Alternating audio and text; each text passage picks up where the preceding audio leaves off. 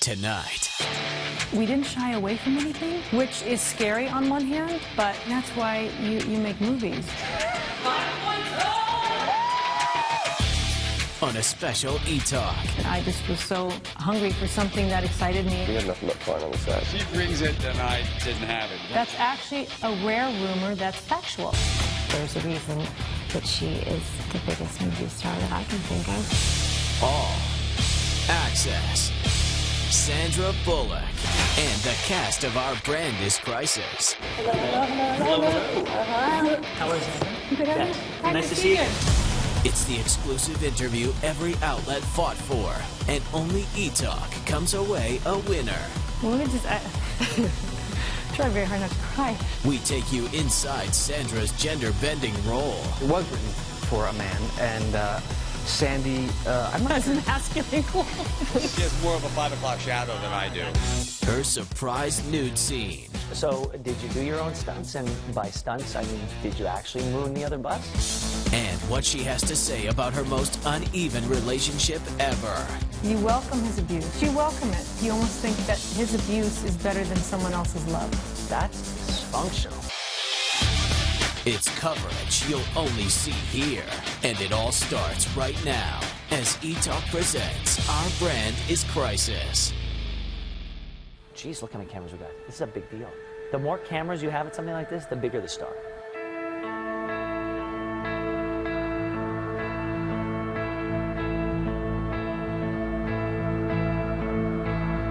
How are you, Sandra? Good, how are you? Hi, Nice to see you. Good. Anytime you can get an exclusive with an A-list star like Sandra Bullock, it gives you the competitive edge that you're looking for.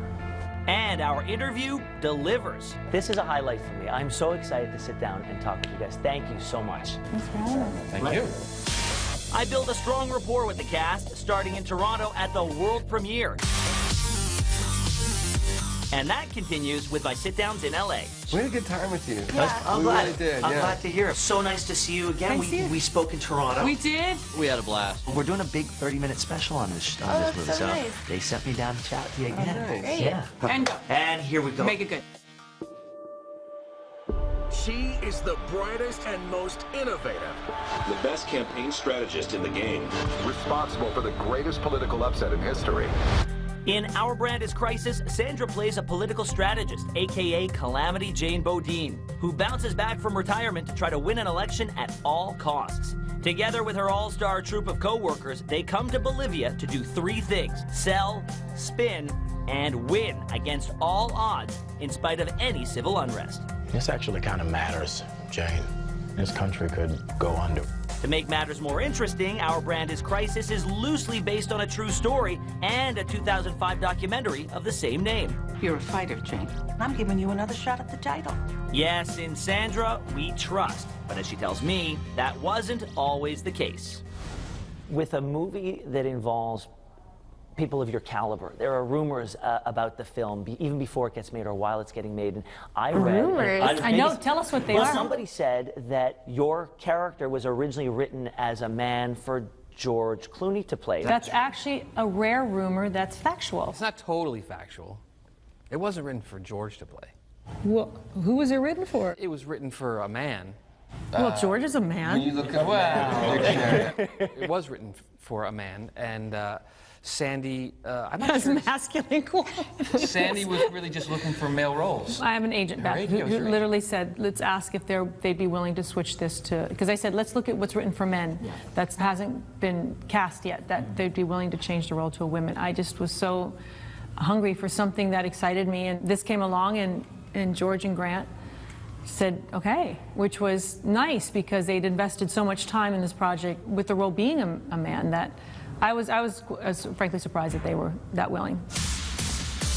Willing and ready. Sandra and George are more than just Gravity co-stars. They're also creative collaborators and longtime pals.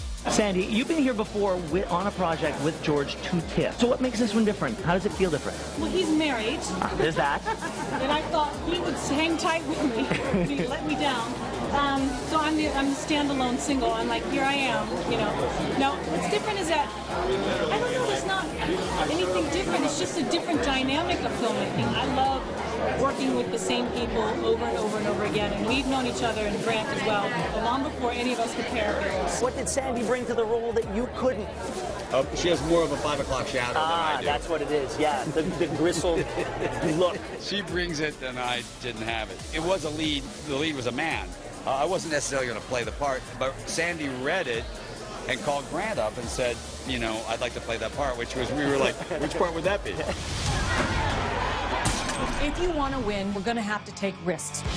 Thanks to Sandra's can-do attitude, Our Brand is Crisis features a strong female lead. It's just one example of a gender-bending role shattering Hollywood's glass ceiling. I'm not going to stand by and watch as this nation falls apart. Charlize Theron is set to play the lead in The Gray Man, a part originally meant for Brad Pitt. Then there's Julia Roberts in the upcoming Secret in Their Eyes, also intended for a male actor. And Canadian director Denis Villeneuve fought to keep Emily Blunt as the lead in his drug thriller Sicario and not replace her with a man.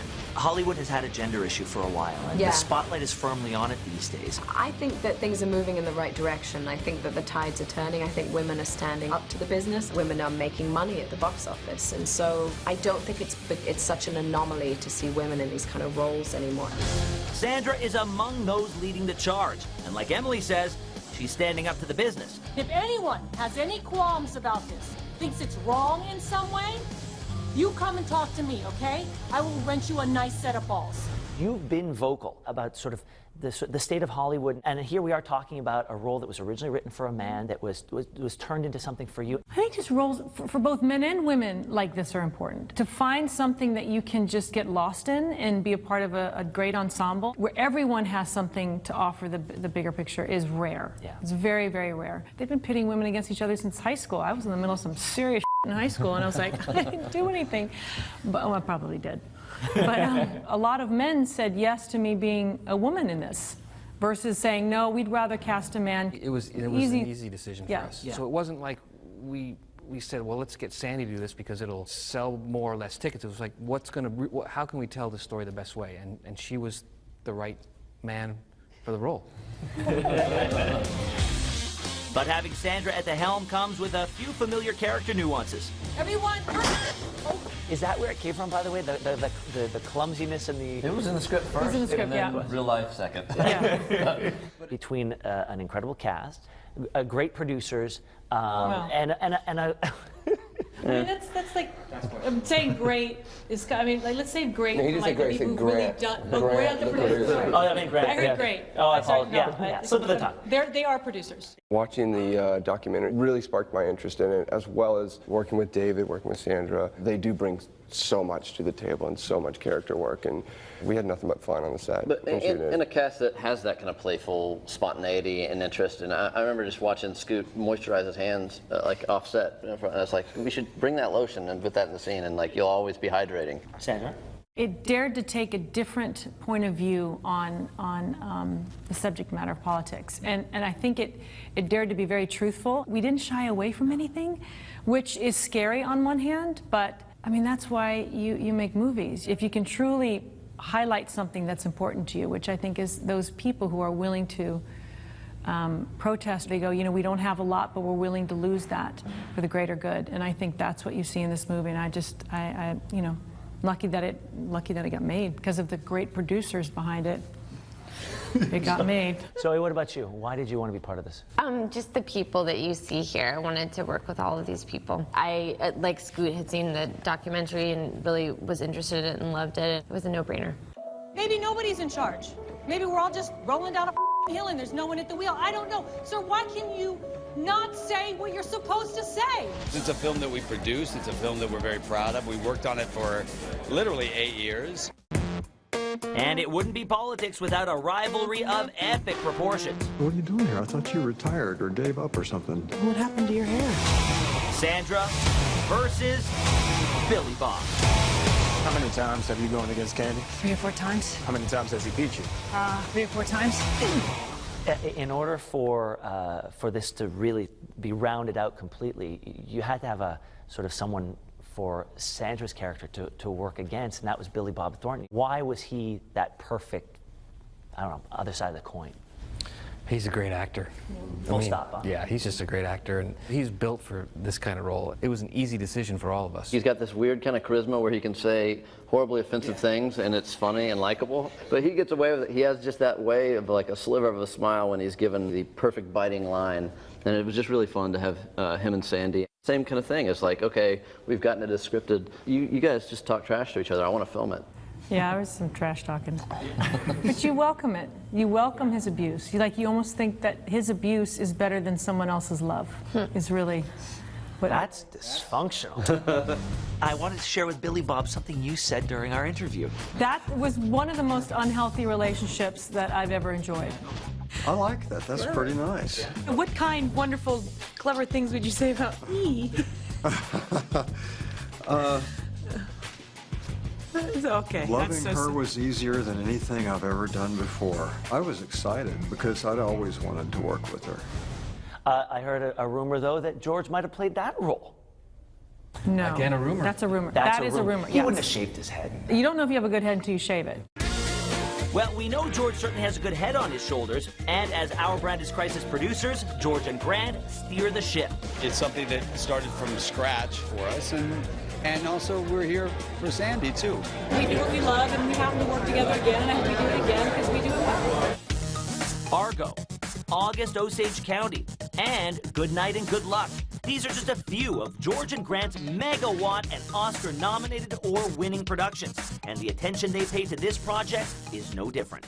What was the balance that you wanted to strike with this film in sort of telling a form of fiction, but based on reality? The true story was really not, it wasn't so important to us on this one. When we did Argo, that was more important because that was a very big story, so we needed to get that right. In some ways, it makes the documentary valuable in a different way because it's not like a remake of the documentary. Let's talk about one of the best lines in the movie is that you had to change the narrative to fit the man. Yeah. The one man who isn't here is George, and he was kind of your boss on this film. He wishes he was the boss. What is the narrative about him right now, and how would you change it? Oh, you really can't tell George what to do. Kind of like, I don't think you can tell anybody on this panel what to do. Why would you want to change George? While George's brand does not need any alterations, his film is all about change. On screen, the country of Bolivia is thirsty for a leadership shakeup. But is Calamity Jane's candidate Castillo the right guy for the job? Well, her crew will do anything to convince you that he is. You should feel something during the interview, like if you have some tears. Could you just turn towards the camera? Whoa, look at him. This is it. It's a lot like how director David landed this coveted gig, which could not be further for projects he's led in the past. Now, David, this is not Pineapple Express. This is a totally different. It's a little different, yeah. I do enjoy making dramatic films. I enjoy making comedic films. And this one, when I first read the script, I was just like really taken by the fact that you can explore both arenas within. I mean, everywhere you look, you could do an offshoot. You got to wake up every morning to these amazing actors and just be silent and just wait till they threw something at you. Take Sandra's word for it. Our Brand is Crisis is loaded with talent. There's Halt and Catch Fire's Scoot McNairy, the scene-stealing Anthony Mackie, and Dowd of The Leftovers fame. And let's not forget standout star 32-year-old Zoe Kazan. There's only one wrong in this. Only one, and that is losing. Maybe check and see if anyone understood that. Levanten la mano si hablan inglés. Gracias.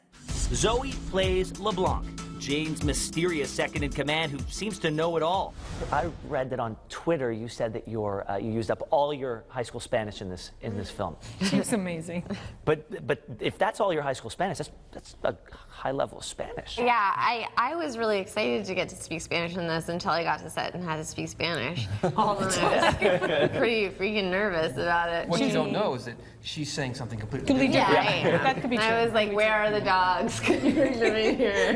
¿Dónde están los perros? Zoe, for your character is one that is supposed to be shrouded in mystery. So how do you then craft a complete character if nobody knows who she is? It's a really great question. You know, I feel like I would be betraying some of her secrets if I told you, so I'm just going to keep that one mum. When the blinds are raised and you see that angelic face and you say, this is the person that's going to be able to do the most damage, you go, really? So everything that she had to do was so internalized and subtle that, you know, you knew that she could destroy anyone's life. Thank you. You know, it's you know, That's what all my ex-boyfriends tell me. Up next. It was nice just to be able to, you know, scream, have fun, and you know, get a little weird. This team will do whatever it takes to win. No ifs, ands, or buts. So it was a stunt, but on the other side. That's next when Etalk presents Our Brand is Crisis continues.